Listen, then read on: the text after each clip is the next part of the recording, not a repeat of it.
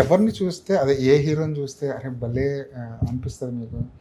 అంటే బయట చూస్తున్న ఇమేజ్ వేరు, ఇప్పుడు ఉన్న ఈ ఇమేజ్ వేరు, రియాలిటీ వేరు అని ఎప్పుడు అనిపిస్తది? ఎందుకంటే చాలామందితో కాస్త క్లోజ్ సర్కిల్ ఉండే అవకాశం ఉంది కదా! ఎవరిని చూస్తే బాగా అనిపిస్తది మీకు? ఫస్ట్ అంటే నేను బాగా దగ్గర నుంచి అప్పటి నుంచి ఎప్పుడైతే నాకు అర్థమయ్యేంత స్ట్రేచర్ వచ్చిందో అప్పుడు ఫస్ట్ కలిసింది అల్లు అర్జున్ గారు సార్. ఒక ఇంటర్వ్యూ జరిగినప్పుడు అది అన్ని ఇంటర్వ్యూల్లో చెప్పాను నేను ఆల్రెడీ. సో ఆ రోజు తర్వాత నుంచి దాని వెంటనే మళ్ళీ సక్సెస్ మీట్ ఒకటి పెట్టారు సార్ పార్క్ హయాత్లో. Only cast and crew Pushpa 1కి సార్ పార్క్ హయాత్లో సక్సెస్ మీట్ పెట్టారు. అప్పుడు ఈ ప్రెస్ వాళ్ళకంతా ఏమీ అలౌ లేదు.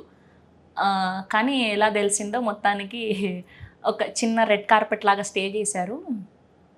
నార్మల్ వీడియోగ్రాఫర్స్ అది ఉంటారు కదా, నార్మల్ మన మెయిన్ మీడియా కాకుండా నార్మల్ వాళ్ళు వచ్చారు. అందరు అబ్బాయిలు ఉన్నారు, నేను ఒక్కదాన్నే అమ్మాయిని. నేను పోస్ట్ కూడా చేశాను ఇన్స్టాగ్రామ్లో. సో వాళ్ళందరూ వచ్చి చుట్టేస్తున్నారనమాట వీడియోలో. ఇంకా అక్కడ వాళ్ళ చుట్టుపక్కల ఎవరైతే ఉన్నారో ఇంకా లోపలికి వెళ్తున్నారు కదా సక్సెస్ పార్టీ. సో ఇప్పుడు బయటలు అవి ఏమొద్దు అన్నారు. నేను ఒక్కదాన్ని ఇట్లా మైక్ పట్టుకొని నిల్చొని ఉన్నా.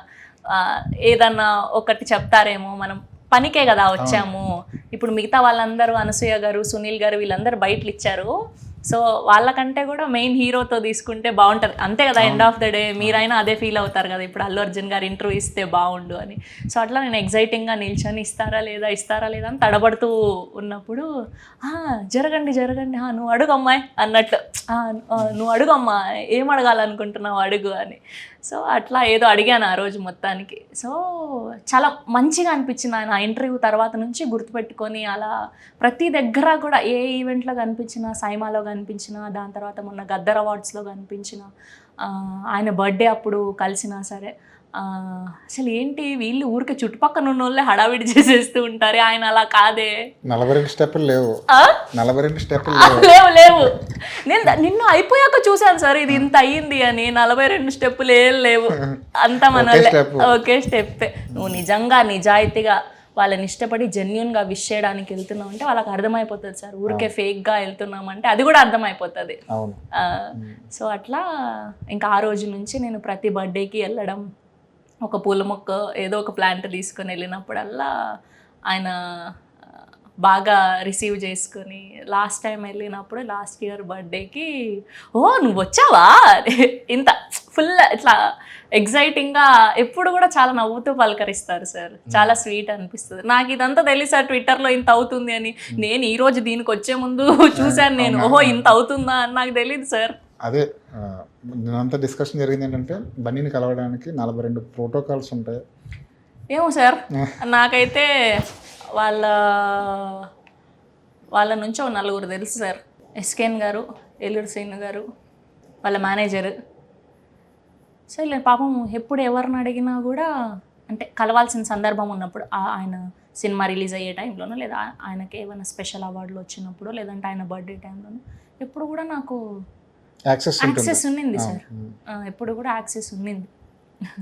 అదే బన్నీ లాంటి స్టార్ హీరోని, బన్నీ కాదు ఎవరైనా ఒక స్టార్ హీరోని బాలీవుడ్ వాళ్ళు మాట్లాడుకోవడం ఇలాగే ఉంటుంది. వాళ్ళు మాట్లాడిన కదా ఇలాగే ఉంటుంది. ఎందుకంటే మనల్ని చూసి వాళ్ళు ఓర్చుకోలేరు, లేదంటే ఈగో ఫీలింగ్ ఏంటో ఒక రాయేసేద్దాం అంతే కదండి సార్. మన తెలుగోడు వచ్చి ప్రపంచవ్యాప్తంగా పేరు తెచ్చేసాడు అంటే మేబీ ఆ కుళ్ళు కూడా ఉండింది వాళ్ళకి, నాకు తెలీదు. నేను ఇది మాట్లాడొచ్చో లేదో కూడా నాకు తెలీదు. అంటే ఎప్పుడు దొరుకుతారా ఒకరు చూద్దాం వాళ్ళ సంగతి అన్నట్టు బురద చల్లుదామని వెయిట్ చేస్తూ ఉన్నారేమో. అక్కడ ఉన్నది డైమండ్, బురద చల్లినా సరే అలా తోసుకుంటూ షైన్ అవ్వగలిగే సత్తా ఉంది. బన్నీ గురించి అదే మనకు జర్నలిస్టులుగా మనకు తెలుసు, క్లోజ్ సర్కిల్ ఉన్న వాళ్ళకి తెలుసు. బన్నీ అనే కాదు అందరు హీరోలు. సో అల్లు అర్జున్ గారి తర్వాత నేను అంత దగ్గర నుంచి ఓకే మంచిగా మాట్లాడగలుగుతానంటే విశ్వక్సేన్ గారు సార్. ఆయన కూడా బాగా ఇట్లా కొంచెం ఫుల్ ఎనర్జెటిక్గా వైబ్. అసలు ఆయన ఈవెంట్లోకి వెళ్తే ఫుల్ మజా వస్తుంది నాకు. ఫస్ట్ అంటే ఏమీ ప్రిపేర్ కాకుండా వెళ్ళగలుగుతా, ఓకే నేను మాట్లాడగలుగుతాను అన్న ఇది ఉంటుంది ఆయన ఈవెంట్స్లో. నాకు చాలా మంచిగా అనిపిస్తుంది. ఫుల్ అట్లా ఫుల్ ఎనర్జీ ఉంటుంది ఆయన స్పీచ్లు అన్నా, మాట్లాడే విధానం అన్నా. సో దిల్దార్ అంటారు కదా, సో అట్లా ఏది ఫిల్టర్స్ ఉండవు ఆయనకు, చాలా బాగా మాట్లాడతారు. ఆయన ఒకరు, కిరణ్ అబ్బవరం గారు ఒకరు సార్. సో మా ఏరియా నుంచి ఆయన కూడా అంతే, డే 1 నుంచి ఆయన స్టార్టింగ్ ఫస్ట్ సినిమా అప్పటి నుంచి కూడా నేను ఇంటర్వ్యూ ఏదో ఒక ప్రెస్ మీట్ అవి ఇవి చేస్తూనే వచ్చాను. సో ఆయన కూడా అంతే, ఎప్పుడు కనిపించిన చాలా సార్. ఆయనకు కూడా భయం, అంటే ఎక్కడి నుంచి ఎక్కడ వచ్చారు కదా, దాన్ని కాపాడుకోవాలి. మోర్ ఓవర్ బ్యాక్ ఎండ్ ఎవరు లేరు. అండ్ మోర్ ఓవర్ మా సైడ్ ఇట్లా ఇండస్ట్రీకి వచ్చి నిలబడిన వాళ్ళు కూడా చాలా తక్కువ సార్. అట్లాంటిది ఇంత మహాసముద్రంలో వచ్చి మనిషి నిలబడుకున్నాడంటే ఎన్ని చూసుంటాడు. అండ్ కొంచెం అమాయకులు కూడా మా వాళ్ళు, ఈజీగా నమ్మేసే తత్వం. కూడా చాలా మందిని ఈజీగా నమ్మేస్తుంటారు కదా ఈ జర్నీలో.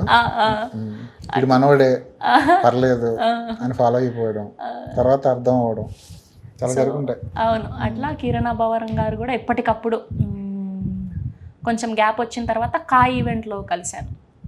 అప్పుడు ఆయన బర్త్డే అనుకుంటా, కేక్ కటింగ్ అప్పుడు చెప్పారు, good to see your growth అండి, ఎప్పటి నుంచి చూస్తున్నా చాలా హ్యాపీ అనిపిస్తుంది, మీరు మంచిగా వర్క్ చేస్తుంటే రోజు కనిపిస్తుంటే, మంచిగా చెయ్యండి, ఇట్లనే ఎదగండి అని. సో అట్లా.